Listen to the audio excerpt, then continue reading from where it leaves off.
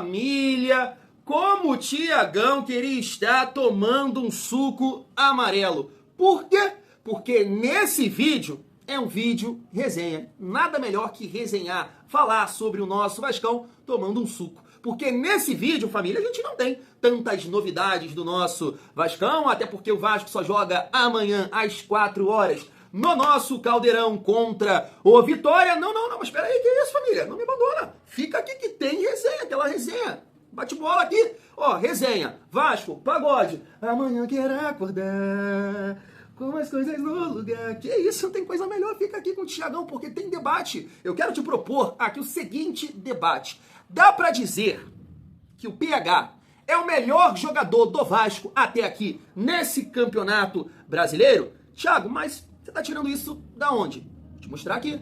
Eu vou te mostrar, que era a sua opinião. Claro que a gente pode falar também aqui um pouco sobre o provável Vasco, mas eu quero destacar também os jogos de agora há pouco, né, que acabaram. Grêmio perdeu, o Fluminense ganhou do Galo, o Internacional ganhou do Botafogo e o jogo do Galo é o ponto desse vídeo aqui também. Por quê? Fluminense é o nosso adversário na Copa do Brasil. E assim, família, eu tenho certeza que isso te incomoda um pouco quando você vê alguns torcedores, a mídia de um modo geral, falar do Vasco dessa forma, que é isso, que é aquilo, que é um time frágil, sabe?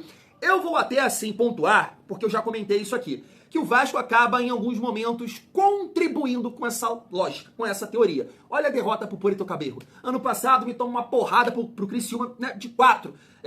Mas tem outros times que também passam por isso. Por exemplo, o Sport ganhou do Corinthians.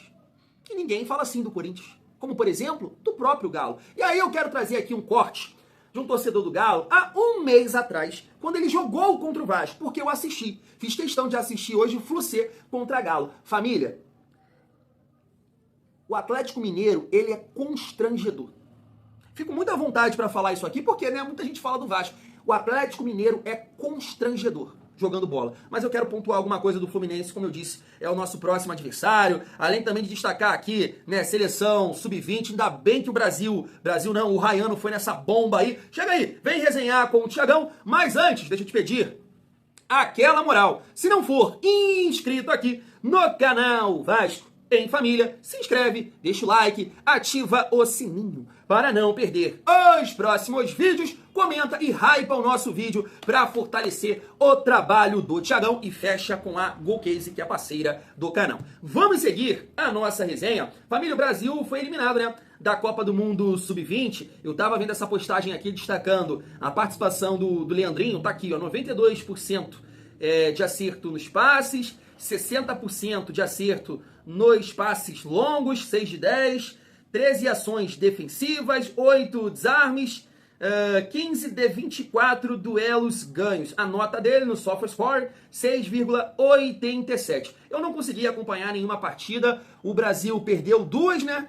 Empatou uma, eu acho que é isso aí, ou perdeu todas. Mas que bom, né, que o Ryan não foi, porque, ó, bomba. Você pode até falar, poxa, Thiago, mas de repente com o Ryan lá, o desempenho poderia ser melhor. Verdade. Mas o Vasco que tava, né, esperando aí uma valorização do Leandrinho, né, até para vender o jogador, e o Brasil sai na primeira fase, é complicado, né, família? Você tem que, né, ir galgando, jogando essas fases finais aí pra galera ficar de olho, se destacar, e o Brasil me sai na primeira rodada da competição. Ryan, tu se livrou de uma bomba, tá aí no nosso Vascão, fez gol em clássico, né, tá sendo decisivo, tá tirando onda, hoje é uma referência do Vasco, ainda bem que tu ficou, irmão. Vamos seguir aqui a nossa resenha, só pra destacar esse mês aí de setembro, mês do aniversário do Thiagão. E que mês, hein, família? Eu tava vendo também essa postagem aqui do Mídia Vascaína, destacando a seleção desse mês de setembro, né, no caso o mês passado, claro que a gente tá em outubro. Do Vasco, entraram aqui o Paulo Henrique, né, como lateral direito, o Felipe Coutinho e no comando de ataque, Ryan. Pra você ver que foi um mês aí muito produtivo, né, para o nosso Vascão. Mas por que eu levantei aquela bola e perguntei para vocês se dá para dizer que o PH é o melhor jogador do Vasco no Campeonato Brasileiro até o momento? É um bom debate, né? Qual seria o seu nome? Melhor jogador do Vasco. Se você pudesse escolher um, seria o Verratti, pela artilharia, ou está com, né, 12 gols. Inclusive, eu vou puxar essa resenha aqui, porque o Caio Jorge também, né, tá numa dificuldade aí, 4 jogos sem marcar, então parou ali com 15 gols. O Verratti, né, se Deus quiser, vai encostar nele amanhã com gols diante do Vitória. Seu nome? qual seria aí o seu melhor jogador até o momento, né? Lá na Europa que tem essa parada, né? Eles destacam lá o melhor do mês. Tava vendo o Real Madrid agora, né? O Arda Güler ganhou uma parada dessa. O Mbappé, né? Foi o destaque do mês. Não sei se do Real Madrid ou da Liga, né? Da La Liga. Eu acho que é uma parada assim. Mas assim, família, é um bom debate, tá? É um bom debate e eu não acho um absurdo colocar o PH como o melhor jogador do Vasco, não. Eu fico na dúvida entre PH e Rayan. Entre PH e Rayan. Pô, o PH, se você vê as estatísticas dele, é surpreendente. É dribles, duelos ganhos, a condição física que ele traz pro Vasco. Defensivamente é um bom lateral, apesar, né, do erro que cometeu ali contra o Ceará. É uma briga boa. Na minha opinião, Rayan e PH empatados, família. Eu posso até falar aqui meu pódio, que eu gosto de debater isso com vocês. Ano passado, meu pódio terminou com Verratti, Piton e El Jardim. Esse ano tá difícil, mas mudou muita coisa. Rayan, PH... Cara, difícil demais. Eu botaria Nuno e Coutinho empatados. Mas o Barros, né, da maneira que tá jogando até o final do ano, pode entrar no meu pódio. Então não acho nenhum absurdo não, tá? O PH ser eleito aí por vocês que tá aqui assistindo o vídeo, o melhor jogador do Vasco no Campeonato Brasileiro. Até porque, tá aqui, ó, na seleção de momento, né, 26 rodadas do Bola de Prata, é o único jogador do Vasco na seleção, né? Pelos números, estatísticas e tudo mais. A seleção de momento: Walter, Léo Ortiz, Fabrício Bruno, Reinaldo e PH, Marlon Freitas, Alan Patrick e Arrascaeta, inclusive tá ganhando aqui a bola de ouro, né? Matheus Pereira, Pedro e Caio Jorge. Então, assim, PH de fato tá jogando muita bola. E só para pontuar aqui, família, essa questão também da artilharia, né? A gente sabe que o Verratti tá aí com 12 gols, tá um tempo sem marcar, né?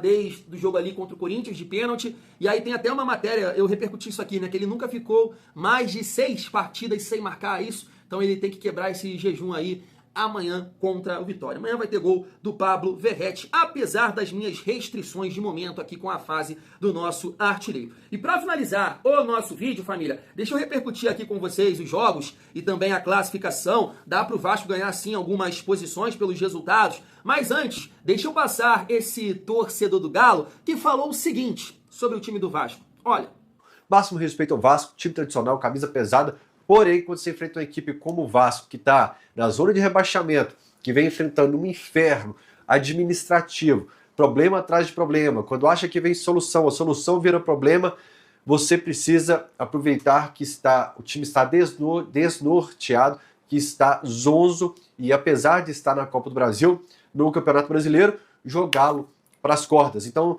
na nossa tabela planejada, e quem está aqui no Camisa 12 há tantos anos, que já é fã de carteirinha do Camisa 12, sabe que na nossa tabela planejada, situações como essa do Vasco, e eu vou dar mais um exemplo aqui, como o Santos também, times de tradição no país, mas que pelo momento você tem que jogar para cima, você inverte um pouco, você pode inverter um pouco a sua análise de primeira rodada para uma virada de turno com o Grêmio. O Santos, o Vasco são times tradicionais em que você tem que pensar em ganhar fora de casa, porém, se não ganhar, pelo menos um Vasco ali que está na zona de rebaixamento, você tem que ganhar.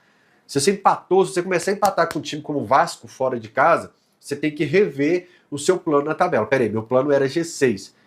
Agora o G6 já vai ficar mais difícil, porque contra os times lá da parte de baixo, eu estou pontuando pouquíssimo. Parece que o jogo virou. Assim, família, claro, quando você olha aqui para a classificação do campeonato, a gente está vendo aqui um Vasco com 30 pontos, né?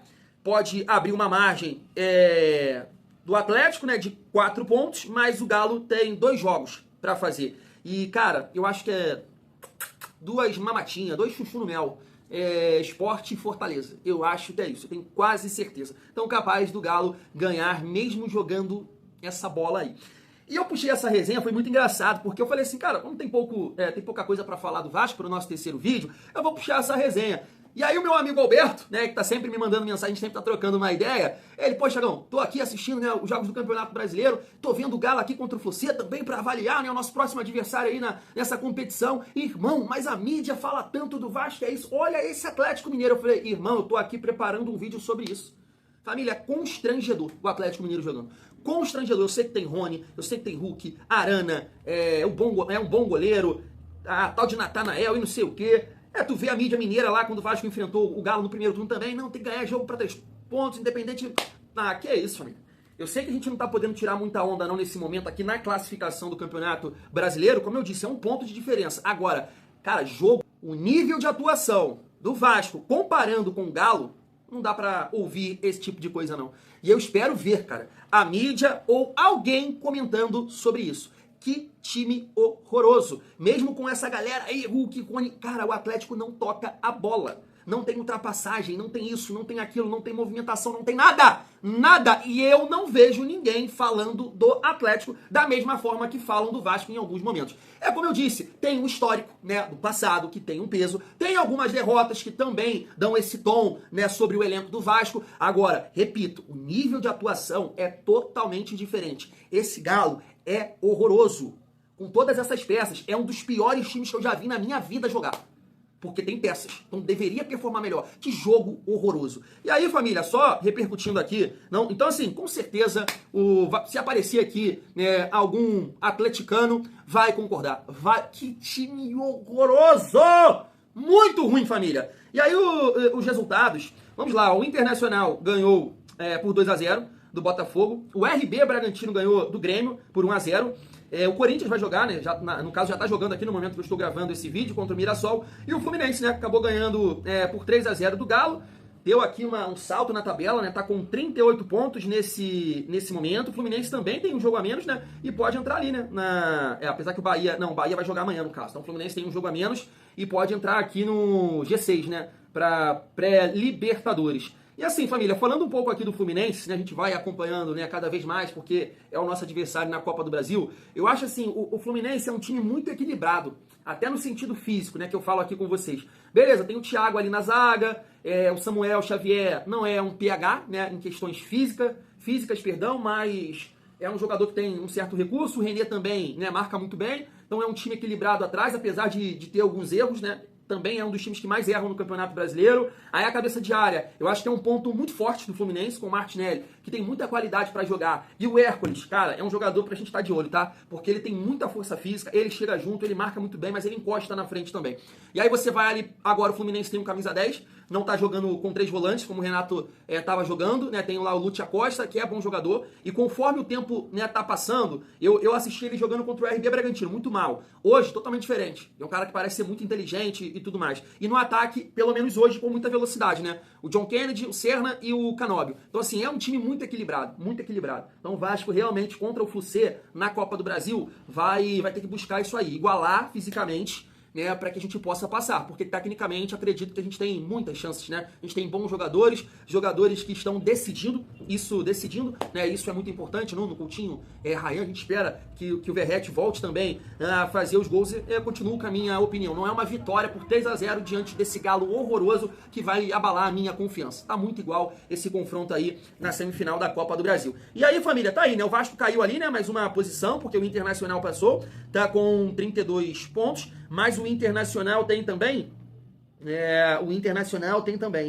um jogo para fazer, né? Porque o Vasco vai chegar a 27 e o Internacional chegou a 26 jogos, é isso. Tá com 32 pontos, mas né, a gente tem que passar aqui o Inter, passar o Grêmio, contando, claro, com a derrota do Ceará, que também tem 2 jogos para fazer, mas o Ceará, não sei quem o Ceará pega. Depois a gente troca uma ideia sobre isso. O Vasco tem que ganhar, chegar a 33 pontos, né, e segurar o Vitória lá embaixo com 25. Esse é o papo, não é? Fui! Tamo junto!